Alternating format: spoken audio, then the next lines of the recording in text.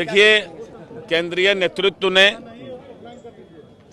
श्री सम्राट चौधरी को नेता का पद पर और श्री विजय सिन्हा जी को उपनेता के पद पर और अपनी सहमति दी है। आज प्रस्ताव आया विधायकों के द्वारा और समर्थन भी सभी विधायकों ने किया। सम्राट चौधरी जी को नेता चयन किया गया और श्री विजय सिन्हा जी को उपनेता चयन किया गया।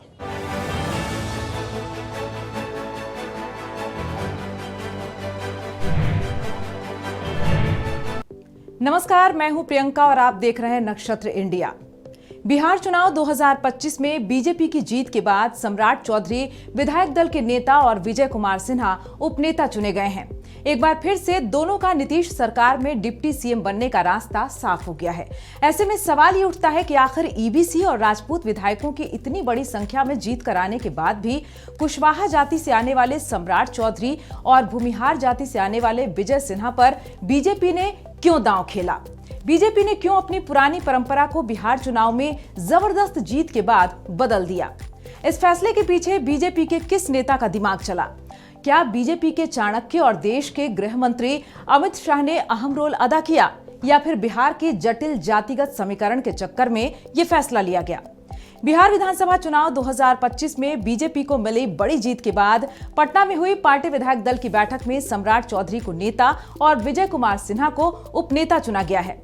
इस फैसले के साथ ही दोनों नेताओं के दोबारा उप मुख्यमंत्री बनने का रास्ता साफ हो गया है।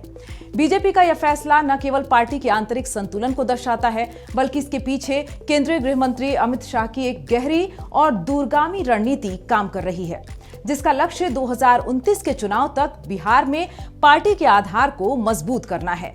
सम्राट चौधरी और विजय सिन्हा को बरकरार रखने का निर्णय पूरी तरह से बीजेपी के शीर्ष नेतृत्व, खासकर अमित शाह की रणनीति का परिणाम माना जा रहा है।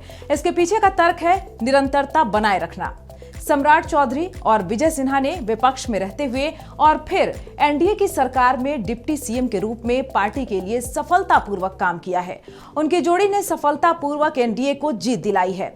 ऐसे में अमित शाह ने विनिंग कॉम्बिनेशन को बदलने का जोखिम नहीं लिया ताकि संगठन में किसी तरह की अस्थिरता पैदा न हो।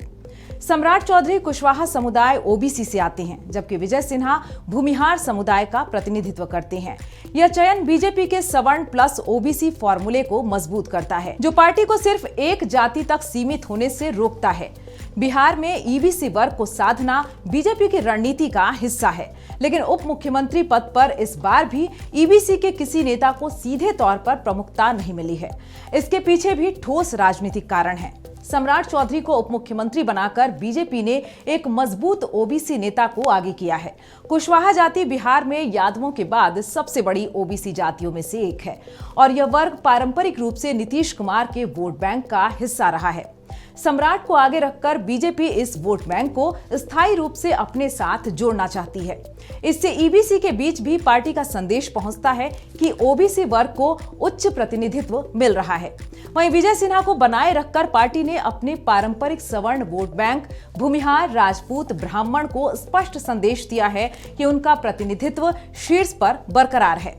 भूमिहार समुदाय ने बीजेपी के लिए हमेशा कठिन समय में भी मजबूत वोटिंग की है। दोनों नेताओं की संगठन पर मजबूत पकड़ है, जो अगले 5 साल के लिए एनडीए सरकार के लिए स्थिरता सुनिश्चित करेगी।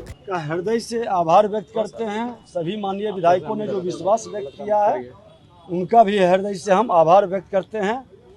और पार्टी जिस अपेक्षा से हम लोगों को जिम्मेवारी दी है, निश्चित तौर पर पार्टी गठबंधन की व्यवस्था को, बिहार की जनता को जो सुशासन से समृद्धि तक ले जाने का प्रधानमंत्री मुख्यमंत्री जी का संकल्प है, विकसित बिहार बनाने का, हम लोग पूरी क्षमता के साथ उसको आगे बढ़ाएंगे।